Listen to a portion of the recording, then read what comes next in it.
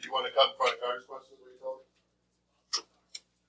What's up? It's just I couldn't read the bottom. Which spot? The bottom left. Like the derivative. Oh, the very left? Yeah. L of x and then 1 over x.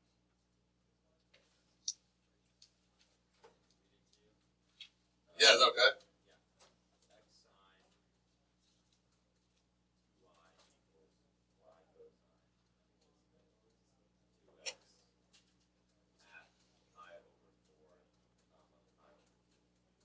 Okay. So this is a good one. Like this is a very good problem that I can put in the gateway because I'm checking multiple things at once. Can you do product rule? Do you understand implicit differentiation? Do you know how to plug in and work with trig? So given that I can only write 10 problems, I'm going to be combining ideas, to make sure I can kind of test everything. This would be an example of a way I can test it. That's like 3 things at once. I'm not saying down there, I'm just saying that's the kind of problem I'm like. So this is product rule, right? We got a function of x, or a function times a function, and so is this function times function. So fig plus give. So f prime is 1, and then g is just sine of y, plus give, so g prime. What's the derivative of sine? Oh, my circle.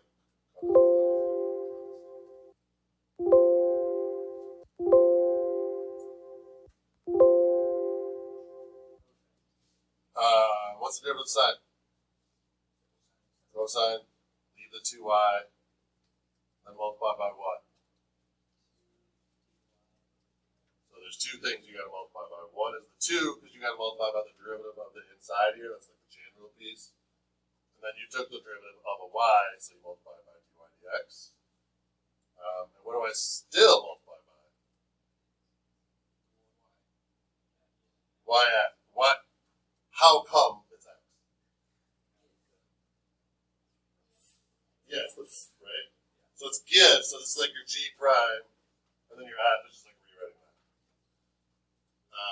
And then on the other side. Okay, so if I were to put this on the test, just to clarify, it would be like one side of this.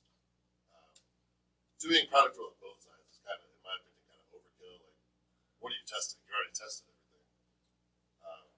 So if you're worried, like, holy crap, that's a crazy long problem, I agree. I would probably put like this equals 4 or something, and have you work with it that way. But let's get through it. So fig plus give, so f prime is 1. Took the derivative of a y, so you multiply by dy dx, and then g is cosine of 2x. Plus give, so g prime is negative sine of 2x, times 2 times just y, because it's give, so it's g prime times f, so you're just rewriting that. So that's the calculus right there. The rest of it is trig and algebra. Can I go over anything on that stuff? I don't mean to like dismiss the trig and algebra. That's certainly where you can screw up, but is that part of it okay? So then I'm just plugging in, and I gotta grind through all that trig. So this is gonna be sine of 2 times y is just pi. Is it okay if I skip that stuff there? Just write pi. 2 times pi over 2 is pi. Plus cosine of 2 times pi over 2 is pi. Times 2 times 2y dx. Times x, which is pi over 4. Cosine of 2x over here. What's 2 times pi over 4? Pi over 2, good. Minus sine of 2x, so that's pi over 2 again. Times 2 times pi over 2. That is something. And then I gotta go through and figure all this stuff out, and I'm trying to get the dy dx by itself. Sine of pi, so pi is over here. What's the y value? The y value right here is 0, right? So that doesn't matter. Cosine of pi, what's the x value over here? 1. So negative 1 times 2, so negative 2 times pi over 4. So what's negative 2 times pi over 4? Okay, negative pi over 2 times dy dx.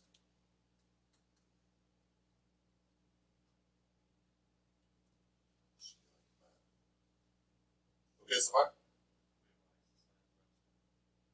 Because sine of pi is the y value here, which is 0. So I really should have done like that. Then over here, dy dx. Cosine of pi over 2, so that is the x value at 90 degrees, which is 0. So this problem does get a little friendlier. Like this stuff just doesn't matter anymore.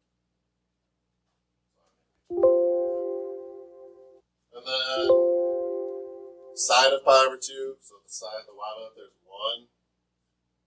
These 2's will cancel. So I end up with negative 1 times pi. So negative pi. Am I going too fast through that? Is that okay?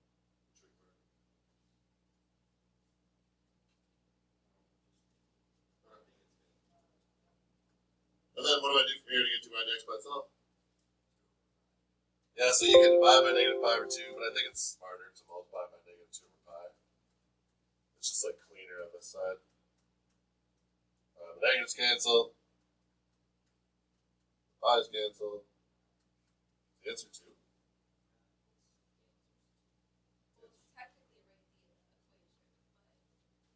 Oh, is it? Okay. So that's my slope. What did I do all that for? What am I finding? The slope. Do you want me to put it into the equation too? Are you sure? I might want me to keep going with the equation.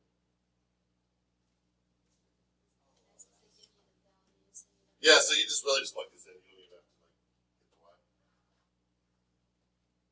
And what else on that homework? Or on this question? 18? Can you read me out?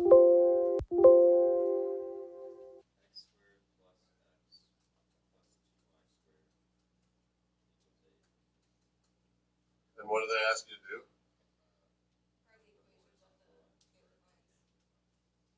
Horizontal and vertical?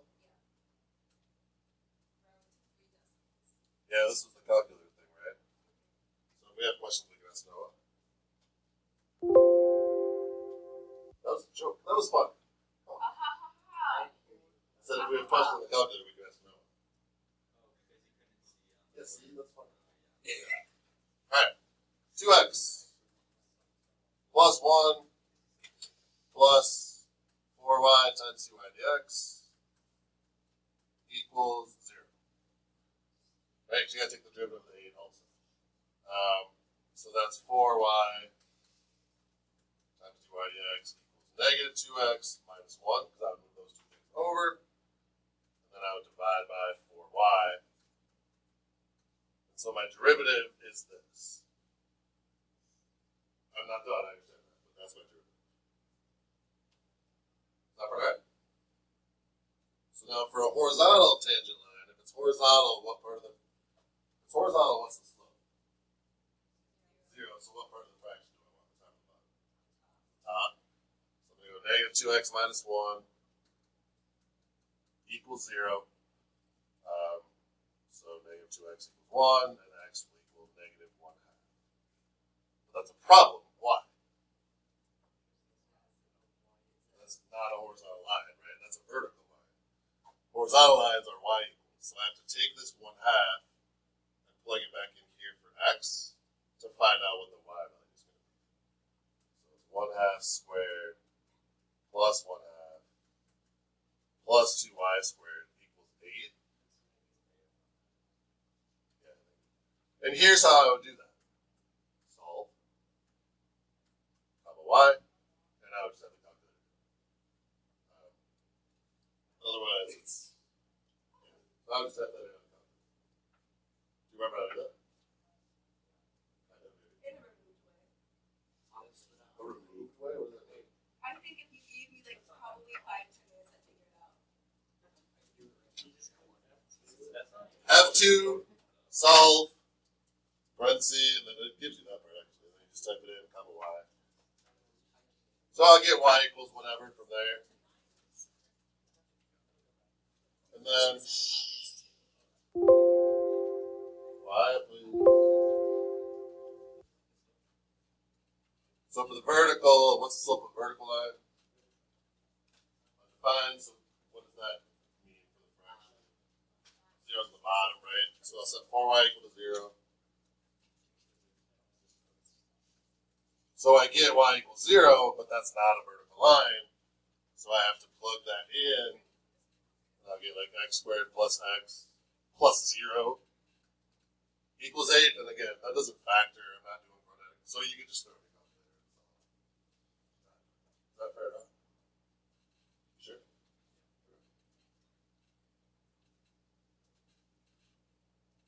All right, let's go to 3, 4. We are skipping 3, 3 for now. We will come back to it down the road.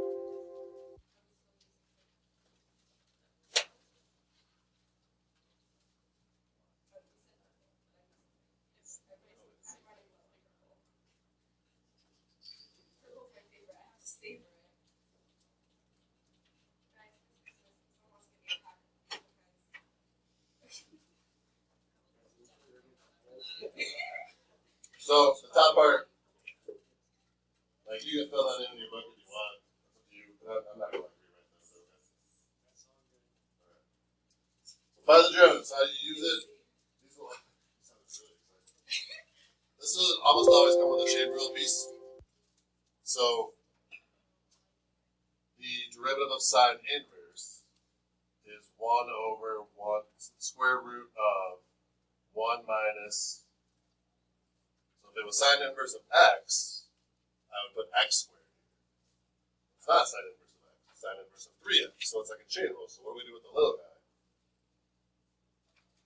We leave it, right? The first time through. So the 3x goes here. And then what do I multiply by? The derivative of the inside of the little guy. So you just multiply by 3. So it would really probably be written in the multiple choice, just like this. And you do not have to do anything with the bottom. So that would be right. So bad news, you gotta memorize it, that sucks. Good news, they usually like 1 step.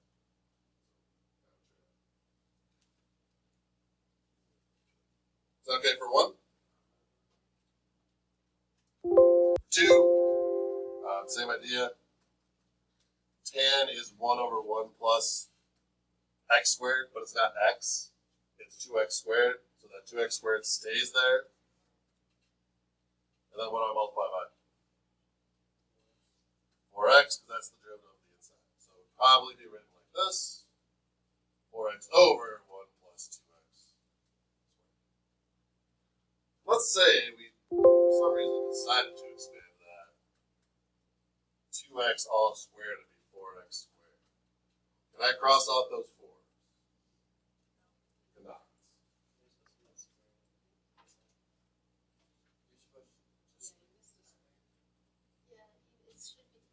Okay, that doesn't really, I mean, I get that. But my point still applies. Can I cancel these 4s? Is that okay for 2? Try 3.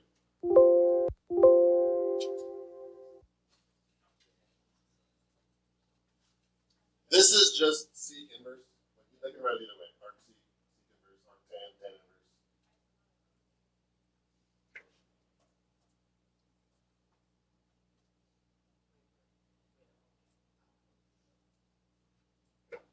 So this is asking you to find the derivative of sec inverse.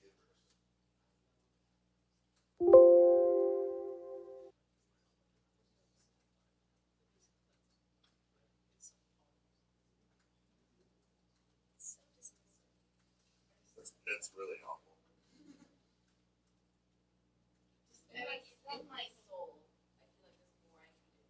You felt leaving Oh, to leave it? addition and multiplication alone was bad, and then you get to this. Because there's like 5x everywhere, so in my soul, there's something I believe that, but there's not. There's one thing you can do. So secant inverse of x would be 1 over the absolute value of x, and then x squared minus 1. But it's not x, it's 5x. So we put 5x here, 5x here, and we multiply by the derivative of the 5x, which is 5. So we get 5 over the absolute value of 5x. If you really want to make that 25x squared, go for it. There's just no benefit to it. And you can cancel those 5s. Because that's a positive 5. Is the absolute value sign really accomplish anything? If it's already a positive 5? It's not, so you could do that. I don't know if that makes you feel any better, but a little bit of simplifying. So that's 3. Question about 3? Okay. Fine. 4 and 5, they ask us to simplify, and then really once we practice the square roots here. If the number inside of the absolute value, like if I have absolute value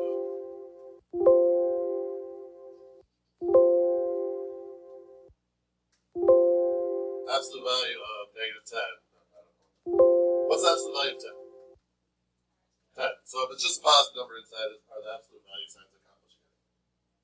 No. What about this one? Are the absolute value signs accomplishing it? They're not, because anything you square is going to be positive anyways, right? So if you have the absolute value of x squared, you can just like remove it, and it doesn't need to be an absolute value. What about this?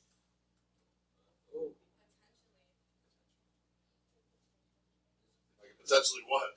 I mean, the absolute value signs are potentially doing. Oh, okay. Could you simplify that?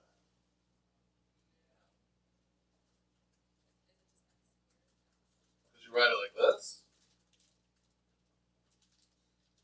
So x to the third is x squared times x, right? And then the x squared kind of doesn't need, sorry, this should be squared. Okay. Doesn't need to be in the absolute value sign, but the x does. Fair enough? Okay, so that's what they're getting at with the 4, 5, and 6 here. So slow. With the part in the square root, there's nothing you're going to do. That's just going to stay there. Does the absolute value sign need to be applied to that 3? It's a positive number no matter what, so it doesn't need to be. So I can just say 9 divided by 3 is 3. So I just canceled the 9 and the 3, and that's what I got. On the top I have x squared, but at the bottom, that x cubed, like this is what we just talked about, that x cubed I could write like that. So I can pull the squared out, because I don't need the absolute value sign for those. That leaves an x remaining on the inside. Well, then what happens to the x squareds? They cancel out, so your answer would look like that in the simplified form. On my gateway, you can leave it like this. I'm not asking you to simplify. It's just one of those like the multiple choice will, so you gotta be able to match it. Can you simplify the fraction now? Alright, let's start with the square root. How? No, but let's go through it. I think you figured it out. A lot of people will try to tell me this. That the square root of 25 minus 9 is 5 minus 3. Or like the square root of x squared minus 9 is x minus 3. But try that. What's the square root of 25 minus 9? Well, that's the square root of 16, which is 4. So when you took the square root of each and subtracted them, it doesn't work. You don't get the same number. I don't know if that's what you're thinking about. I was thinking Multiply what? Oh, like into it? Yeah, that's good. Alright, for number 5, does that absolute value sign serve any purpose? Not at all. It's a positive number, x squared is always positive. So then we can just say 4 over 2 is 2, x over x squared is x, and then leave this stuff in here. So again, true or false, the square root of this is 2x minus 1. 4 and 5, okay? Alright, this is just kind of like a general rule, and you probably went over this in pre-calc. I'm not really going to worry about like why, but the domain, there's only certain things you can use. And I put signs up, I put like a chart up there to show this too. If you're asked to find sine inverse, it's going to be in that part of the circle, not over here. If you're asked to find cosine inverse, that part of the circle, not here. And tangent will be in that part of the circle also, not there. So I'm sorry, tangent. I got tangent. But you'll see what we're talking about when I do the next problem. So I imagine pre-calc this thing should be y, and then like moved on and no one even cared, which is fine. And that's basically I'm not even gonna show you why. I'm just gonna tell you. Yeah, I'm done. I'm gonna do the next few problems. I'm gonna come back to that on the next few problems, and I'll show you why where it comes in.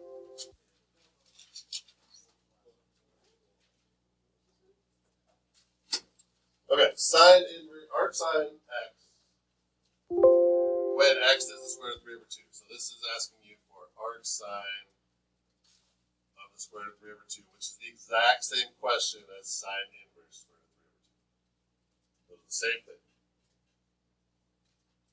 So I want to know where sine has a value of the square root of 3 over 2. But I only care about that right-hand part of the circle that I just drew. So go back to it's up there. I don't want to scroll, but it's just this part. So sine inverse is root 3 over 2. Sine is the y or x. Y. It's positive, so we're going to be up here, right? That doesn't really matter anymore. And square root of 3 over 2, so if I'm going up, it'd be like 1/2 square root of 2 over 2, square root of 3 over 2, and then 1. And that one would correspond to 60. But we work in radians, so what would you use? 5 or 3. Because pi is 180, right? So 180 divided by 3 is 60. To what? Like what you wrote in degree when you went like this is like the you did the degrees. I was like, Didn't I show you guys that? Maybe I did. did. That's how I do. I've never seen anyone do it like that. Really? Yeah. Okay, so I'll show you how I do. I'll just do it on this branch, and maybe we'll keep going. But this is the square root of 1 over 2, square root of 2 over 2, square root of 3 over 2, square root of 4 over 2. So it's a pattern. But then some of them you can simplify. So square root of 1 over 2 is just 1/2. Square root of 4 over 2 is just 1. And then you have those same tick marks going in every direction. And it's really hard to draw like the circle part, so mine ends up being like a diamond every time. But you got a point there where like these two would cross. You got a point there where like these two would match, and a point there where these two would match. So when I said 60 degrees or square root of 3 over 2, I was counting up in my head like, okay, 1, 2, 3, and then these go like 30, 45, 60. And that's how I I really never showed you guys that like pattern. Have you ever seen that? The square root of 1, 2, 3. That's kind of cool, right? Like it's a simple way to remember it. Yeah, I thought I had. I'm sorry. Is that still weird, or is that better? I mean, I don't anticipate myself doing this, but I mean, like, now I get what you were Okay. doing. Yeah. How do you do? I just kind of sit there making a really dumb face as I like try to picture it, but I'm like really bad at making pictures in my head, so it's like it doesn't work out. So But that's better than my way. I mean, I always get there. Okay. Eventually. Try some. It's not hard. Try some.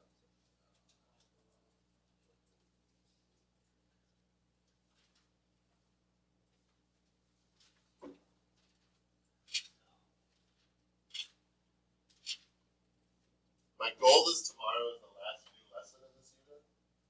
And then 3.6 in your book is like a review of a bunch of methods, so it's not new. Friday I'll give you a review for the gateway, probably like a sample one as well. And then the gateway is Monday, Tuesday, Wednesday.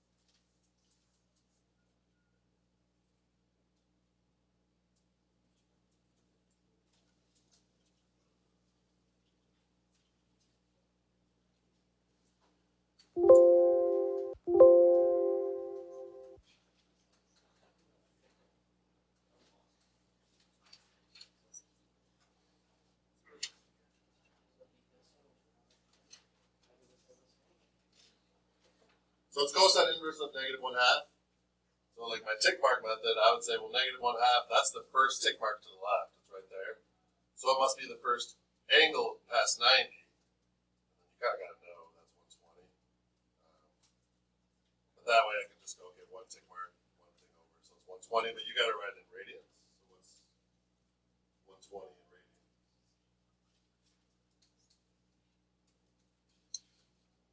What's 120 over 180 reduced to? Let's try that. So it's 2 pi over 3. It's such a strange way of doing it. I don't really think it is. No, wait. It's just reducing the fraction. What? Yeah, me neither. I just try to memorize it all. Instead of Oh, this? You just divide by 180, put a pi there. So like, what's 150 over 180? Or, I'm sorry, what's 150 in radians? You would go 150 pi over 180, and you'd reduce those. So you might even take your first step, and it's like 15 pi over 18, before you realize you can divide it by 3, and then it would be 5 pi over 6. This is mind-blowing also? No, we did that. wait, what's root? You just multiply by 180. 180 over How many like this way of showing it? Like, I thought it was cool, but I was over there ripping on it. I was starting to feel bad about it. do the same thing, but I just picture the coordinates. I don't Yeah, yeah. draw it out. Yeah. I just can't. You don't have to do it that way. I'm just showing you options. I just realized how to memorize math. 80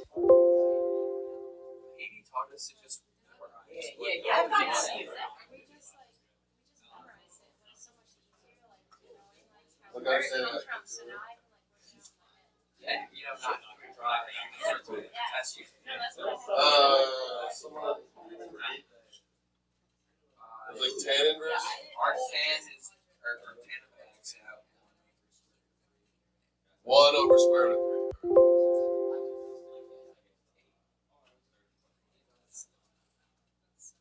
Alright, this one's a little tougher. Tangent. You want a second to try it? Yeah. This is a rough one, but go for it. Make me proud.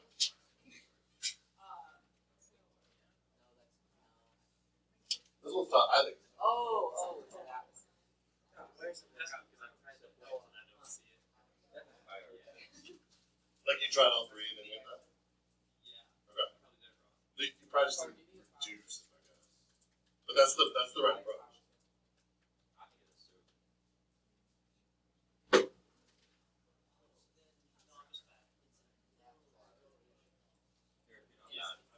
Yeah. That sounds perfect.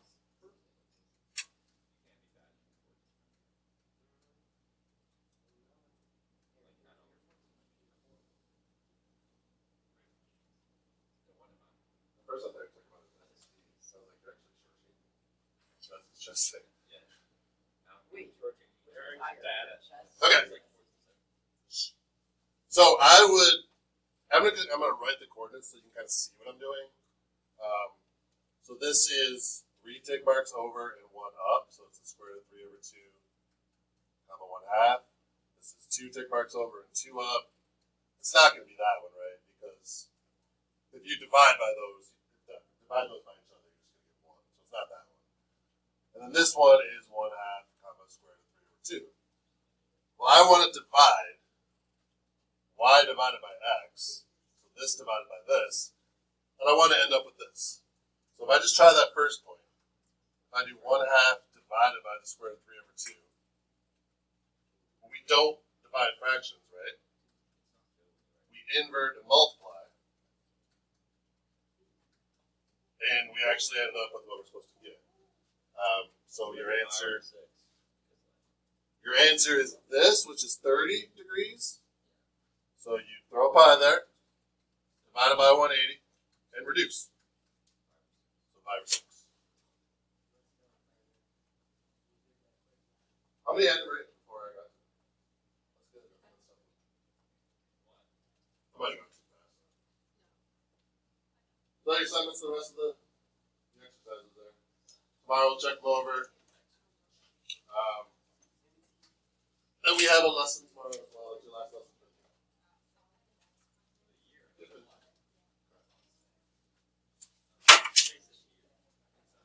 the year. Right?